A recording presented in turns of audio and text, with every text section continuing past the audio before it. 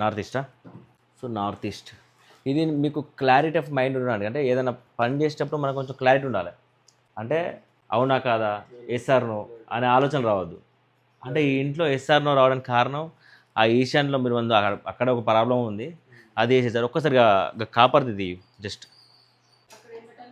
గాజు గ్లాస్, గాజు పాత్ర. సిల్వర్ ఉంటే సిల్వర్ కూడా పెట్టవచ్చు, బట్ కాపర్ పెట్టదు. కాపర్ ఇక్కడ పెట్టేసేయాలి. వాటర్ పెట్టచ్చు. సంతు కొంచెం ఆ సోఫా సెట్ కూడా జరుపు కొద్దిగా.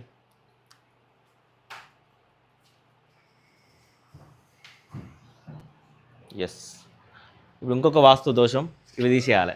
మీకు హెడ్ రిలేటెడ్ ప్రాబ్లమ్స్ వస్తాయి, తలనొప్పులు, బ్రెయిన్ మీద ఎఫెక్ట్ పడుతుంది.